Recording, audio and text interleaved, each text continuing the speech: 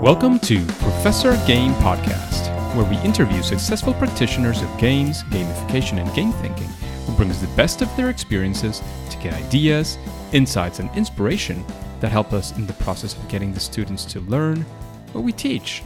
And I'm Rob Alvarez. I teach and work at IE Business School in Madrid, where we create interactive and engaging learning materials. Want to know more? Go to professorgame.com/subscribe, start on our email list, and ask me anything. Hello, engagers. Today we have somebody incredible. We have Keith Lillico. We recently met in Chicago at GameCon with Monica Cornetti. But first and foremost, Keith, are you prepared to engage? I think I'm locked and loaded and ready to go. Let's do this. So Keith today, he is with us, and Keith is the founder of Lillico Learning Solutions, which works with clients to build training that is accessible to all learners, including those who have disabilities. So a very interesting approach we haven't had before. He also draws from his formal education and experience in instructional design as well as business to create learning content that focuses on meeting the needs of the learner while aligning it with enterprise-wide business objectives. He's a self-proclaimed brain learning junkie who believes anyone can learn anything they want as quickly as they want. Currently working on developing a modern, repeatable learning model that will allow learners to acquire and retain information at a rate that is much faster than traditional methods. Very, very interesting, Keith. Is there anything that we missed out from that intro? I don't think so. I think that pretty well explains me. I think Monica, though, explained me as the Energizer Bunny on steroids. So you could sit down with people like Bernardo Lataif and just... Bernardo runs circles around me. No, he's too much energy for me. You're the same type, just different levels, perhaps. Definitely. So Keith, the first question that we always like to ask our interviewees is just to get a sense of what you guys are up to, is what does a regular day with Keith look like? So I think my regular day is a little bit different than a lot of the other guests because I am a corporate instructional designer by trade. I do have a normal Monday through Friday job where I build courses day in and day out. So my day starts about 6 a.m. I get up. First thing I do every single morning is I read the news on my phone. Anything that happened overnight, I have about 5 different news apps, and I catch up on the news. Get going, get my son up, ready for school. Usually he's sleeping. I take him to the sitter's house, but normally I'm getting him dressed while he's still asleep. Out the door, get him to the sitter's house. And then the first, most important stop of the day for me is I stop at the gas station. I start every day with a 44-ounce Diet Pepsi. It's a must to me. It's actually become like part of my creative process. I get to work in the morning, turn on my computer. About the first 45 minutes to an hour is just project planning. I have about 5 projects going on at a time. And then since I get there an hour before everybody else, I generally send out emails so that I'm at the top of their inbox so that I can get responses right away and it's not buried under everybody else's. Then is the next important stop of the day for me, which is breakfast. I go up to our beautiful cafe on the top floor of our building and get tater tots and a piece of sausage every morning. I'm a creature of habit when it comes to that stuff. Generally, I'll step out. We have a beautiful building in downtown Springfield, Illinois, which was actually designed by the same person as the World Trade Center in New York before they came down, the original Twin Towers. But we have floor-to-ceiling windows that are probably, 15 foot high, and it overlooks the city. So I usually try to just get that morning inspiration there. It's kind of cool because we can overlook new construction, but we're also the home of Abraham Lincoln. So you can see Abraham Lincoln's house from there. You can see the Abraham Lincoln Presidential Library, the old state capitol. So it's just this nice mix of old architecture and new design. So that's generally where I pull my inspiration for the day. And then I go downstairs and I get locked in for the day. That's when emails start coming back in, and it's what projects are going on today. It can vary from project meetings with clients to recording audio in a sound booth all day to building a storyline, shooting videos. Really, my day is directed from that point on what projects I have going on at that point. Lunchtime, I usually do one of 2 things. I either go see my son on lunch every single day, or I, interesting enough, go to the Abraham Presidential Lincoln Library probably multiple times a month on my lunch break. It's right across the street from my office. And that's for 2 reasons. One, they have a subway inside. and there's never a line at that subway because you can only get through it through the library. So it's a giant museum. And also, I like to walk around the museum, even though I've seen it a million times, and just look at the different exhibits and just see how people are learning from it. I think when you go on as an instructional design point of view, you get a different aspect of how things are created.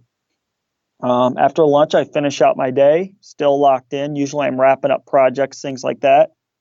And then the interesting thing is then I go and deliver pizzas for a pizza place at night, which most people are like, are you kidding me? Why do you do that? But I love it. I listen to, on average, I follow about 25 different podcasts. So pizza Whoa. delivery time for me is 4 to 5 hours a day of just catching up on podcast. So for me, it's more of just my continuing education is delivering pizzas. It's a reason to be in the car, no one bothering me, turn on the speakers and just listen to podcast. And then I just wake up the next day and do it all over again. And it sounds like a cash generator as well, which is not bad at all.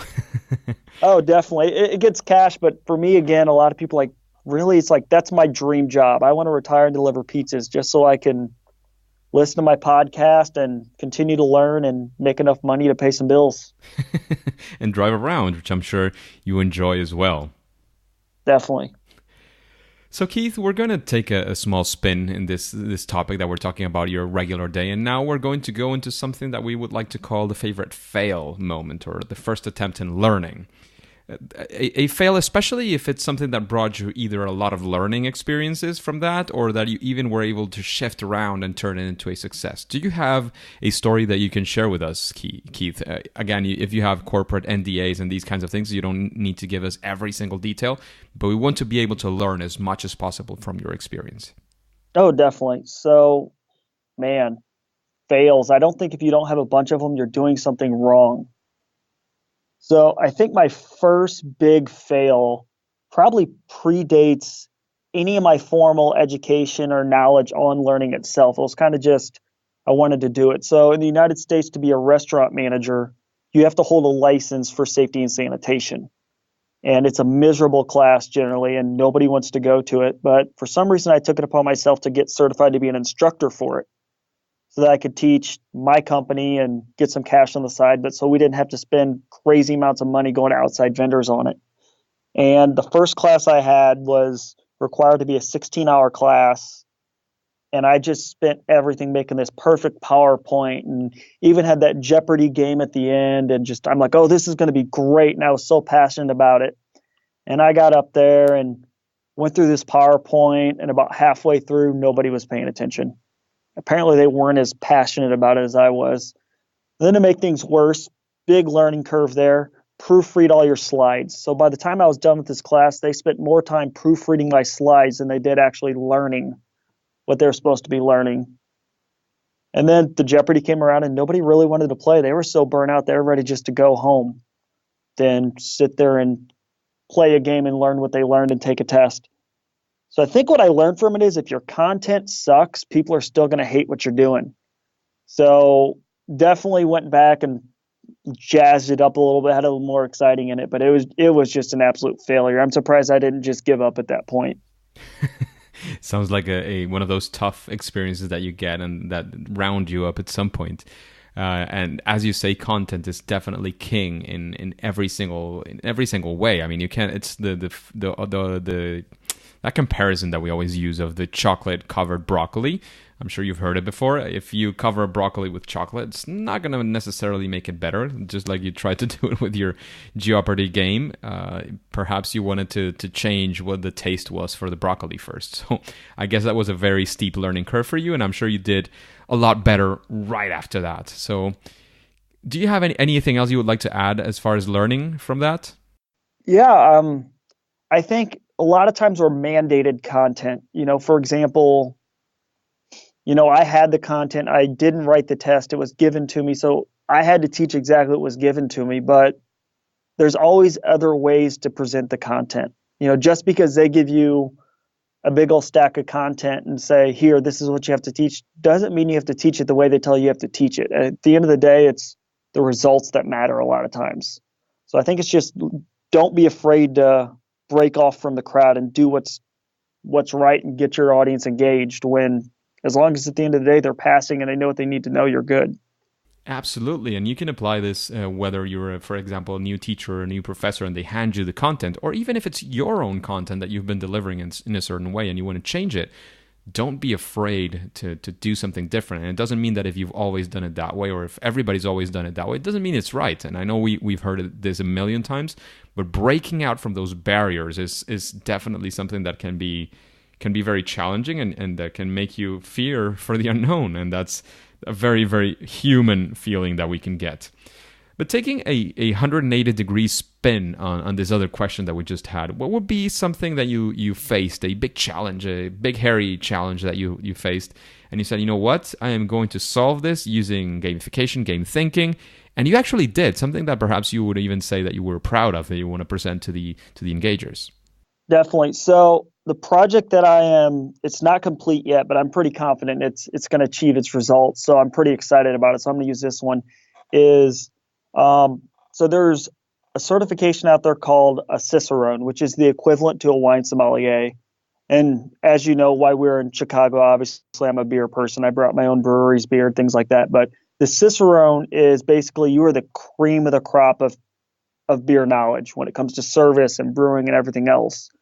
And the challenge is the certification, there's no actual training out there for it. Here in the past few years, they've actually done hands-on boot camps that cost thousands of dollars and you can travel there. But for your average person, there's no clear roadmap. They give you a syllabus with the content. They give you a list of books to read and say, here you go, pay your money, take the test, and we'll see how you do. And actually, believe it or not, right now the pass rate of this exam is 30%. So it is lower than the state bar in every single state in the United States. So I've actually partnered with Jonathan Peters on this, and we're creating a fully gamified course based around everything someone needs to know to pass this test. And it's going to be exciting. It puts them in the experiences of being a bartender and being a delivery person and really just gets the content across all the way through. So it's a pretty exciting thing. We're actually going to debut it at the International Brewers Festival in Denver, Colorado in April, I believe is what our target date is for that. And can you give us some sort of sneak peek into what's it going to look like? Any ideas that we can get to know how they come through? Can you give us a sneak into what you learned from that? What would be some of the experiences? Definitely. So we went with the route of making it fully submersive, almost like it's first person. So the characters are interacting with you on the screen. It's not, oh, here's your content. They're having a conversation with you and you can respond to the conversation, and how you respond creates things. We also built in some more games within inside of the game. So all of our knowledge checks or practice quizzes are actually a board game within inside the game. So it is e-learning, but when you click on it, it pops up a board game, and now you're playing a board game that helps you retain your knowledge. So embedding games inside of games to kind of break the monotony up is a lot of what makes it really exciting with it. We learned from it, though, that it's not a quick process. We've done rendition after rendition after rendition and scrapped it and started over multiple times. And it's just learning that you're going to make mistakes as you go through it. And you're going to think, oh, I have the right path. But when you present it to play testers, you realize you're completely off path. What was working in your head's not translating to your learners the way you want. So constant repetition, constant just perfecting it, and making sure your audience and your play testers are understanding what you're saying. Don't do things because you think they work. Make sure they work first. That makes a lot of sense. It's something very, very interesting. Is there any way that in the future, once it's launched, that we can have some access, some previews, or somewhere that the engagers can take a look at that, even if it's in the future? Because as you know, the podcast will be live, but it will stay there for at least quite a long time. Yeah, definitely. We'll get a link out there. If anything, we'll get like the first module out there, because I'm sure we're going to have to come up with a module to show clients as we continue to move forward with it. So we'll see about getting a link out there for you guys to see the first module when it comes out. Beautiful. We'll keep that updated in the show notes, again, in professorgame.com. So finally, in this section, so to speak, Keith, we want to know if you have any sort of process that you follow when you're creating these games, these gamification for training, for learning. Do you follow any process from somebody else? Do you tweak any process, for example, from Jonathan Peters? I know you're partnering with him. How do you approach any of these learning projects? So definitely, one of the biggest things that I try to work in my learning is the power of the human brain. As kids, we grew up really playing games in our head from the start. We were always the hero of our own story, or or our imaginary friend who was in our brain we'd compete against. It was always games. And as we grow up, I can imagine being 16 and seeing that truck that hauls cars that looks like a ramp driving down the road, and you're in your head, you're like, challenge accepted, I'm going to ramp this, and you never actually do. But it's all about, we're constantly playing games in our head. When our parents told us to do chores, it was always, can I do it faster than my brother? Or how quick can I beat my time? And sadly, somewhere along the way, as adults, a lot of us lose that. We just get stuck in that rut of, I have to learn this. And this revelation came to me actually when I was riding in the car with my 11-year-old son, and we were talking about school. And he said, school's teaching me a lot of stuff, and they're teaching me to memorize stuff, but they're not teaching me how to learn. And he's like, I just want to learn how to learn, so I don't have to learn what they're teaching me, but I can learn what I want to learn. So that's kind of opened up my whole world of watching now my children and watching other people and seeing how kids learn. Because when you look at education degrees, you have adult education and childhood education, but why are they not the same? I know the brain evolves and grows, but the premise is the same. We learn by playing. And if we can't make games ourselves in our head and challenge ourselves, we can't learn. So for me, everything's always a leaderboard. I'm ultra competitive. So if I find out, when I got my first master's degree, my first question to my advisor was, and I was at a school that you can work at your own pace, what's the fastest anyone's ever completed this degree? And that's immediately was, all right, now that's my challenge. And what I did is I built myself a narrative. So, I set my goals and my side marks and said, all right, so now I'm creating this narrative in my head where I'm the hero to my own story, and I reached this goal, and now I'm going to the next goal. So it's really taking game mechanics and moving them inside. And looking at other things like degrees, letters after your name, those are badges. Mechanics actually exist everywhere, but we get so dialed in on the actual ones that everybody sees. How do I put a badge on this LMS? Well, there's badges there. You get your certificate, you get your degree, things like that there. So a lot of it is that type of thing. So I'm actually currently working on, and you mentioned in the intro, a repeatable learning process where I can sit down with someone who wants to learn something, whether it's a degree or a certification or something like that, and say, okay, cool. So here's your map.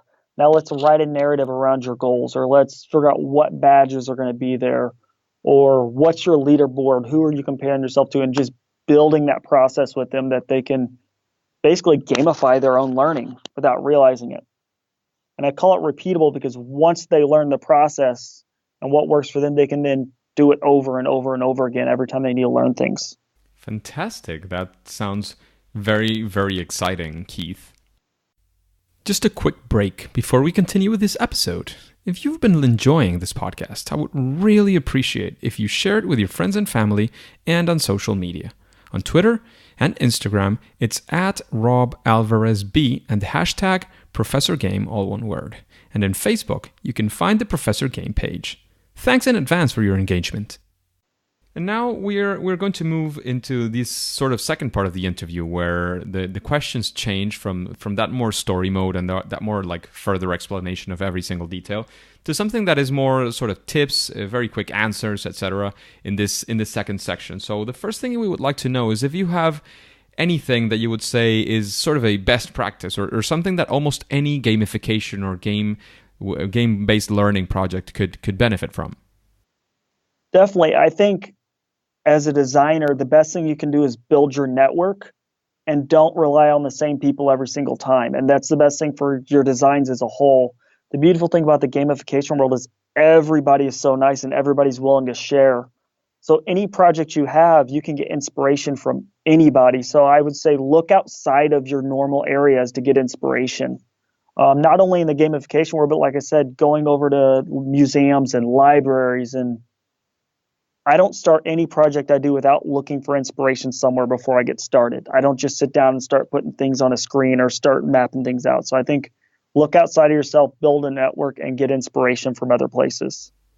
Looking for inspiration in elsewhere, not only in games, not only in gamification experts, worldwide again, because as you mentioned, there's a lot of people who are very willing to help, but also look for inspiration somewhere else. I think it was Marigo who said once that game designers are actually looking at life itself to build the games, and we are looking at games to build our gamification. So perhaps looking, as you say, to life itself would also make a lot of sense.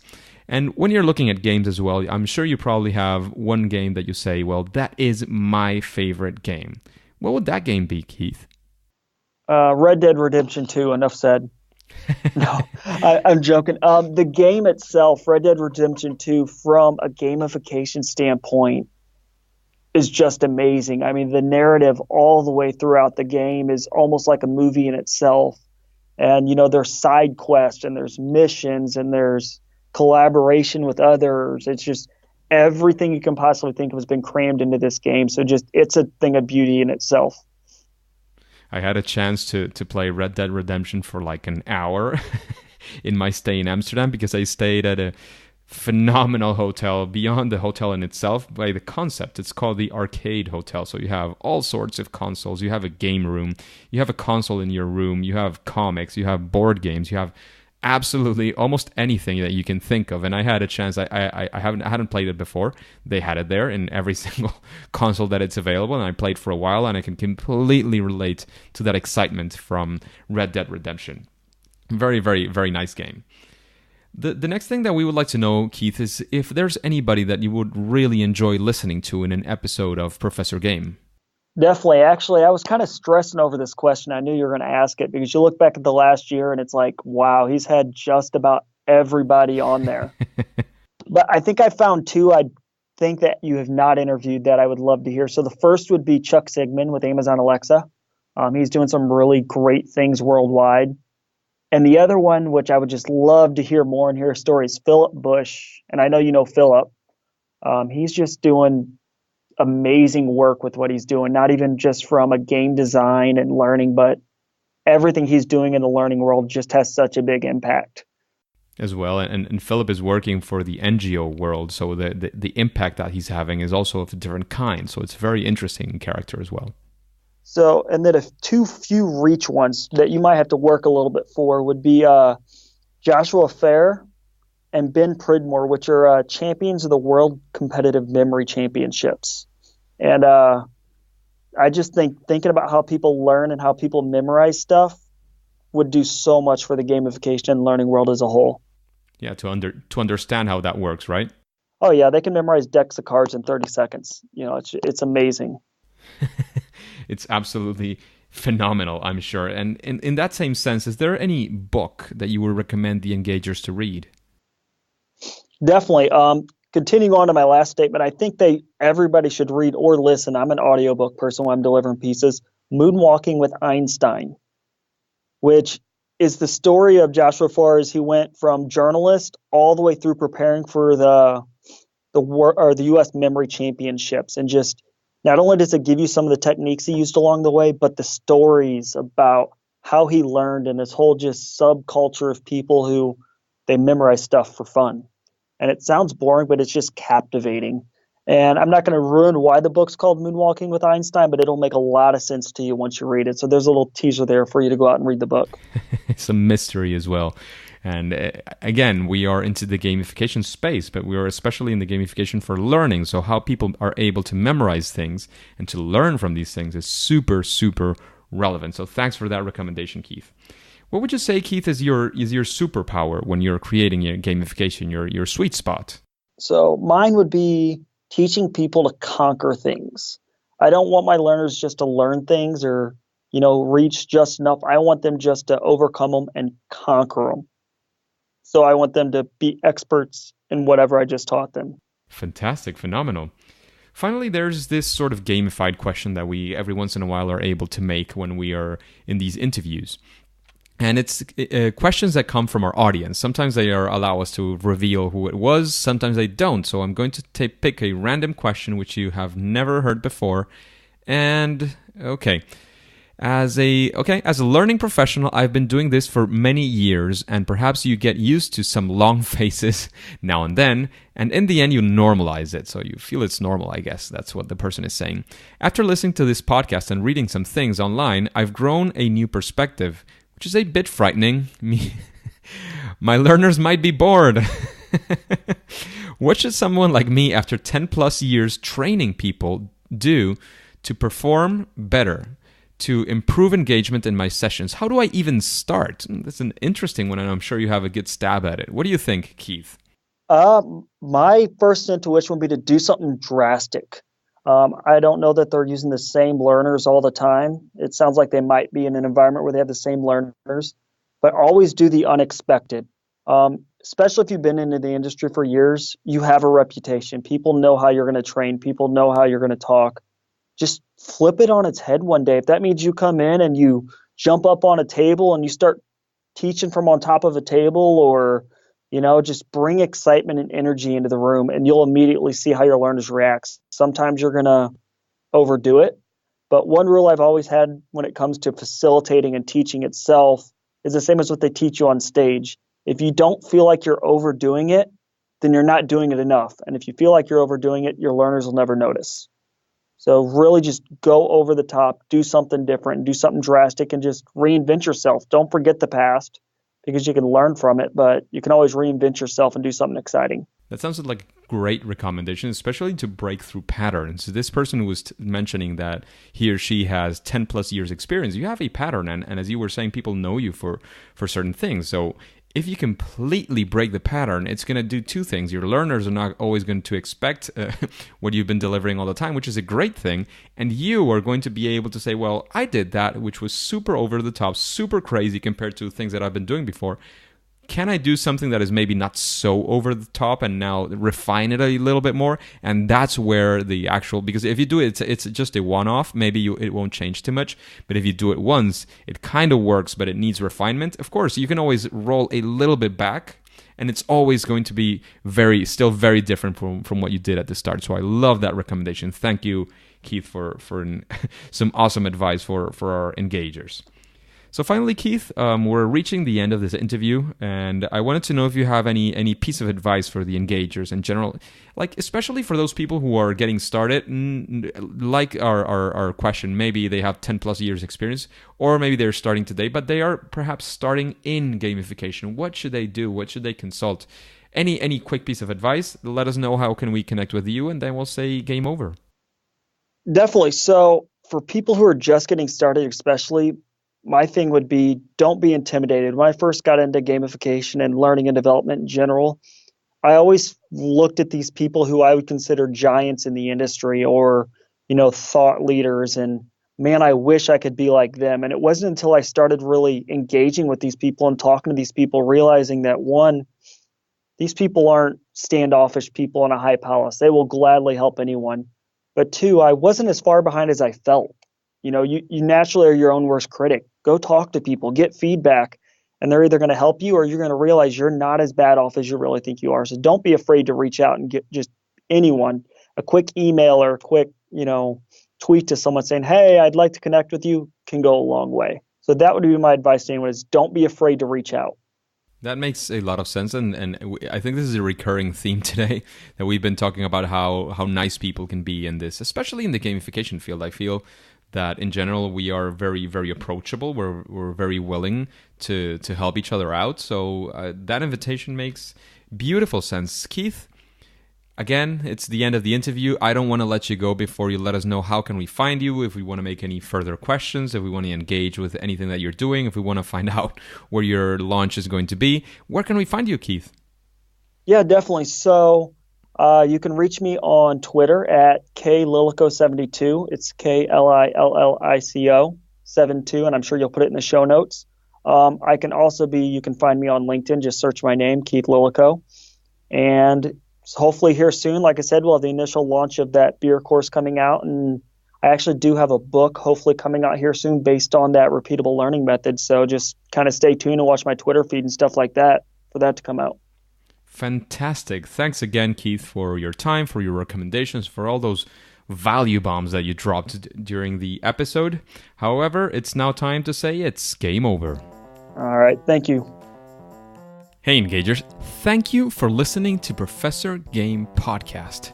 And if you want more interviews with incredible guests like Keith, then go to professorgame.com/subscribe and get started into our email list.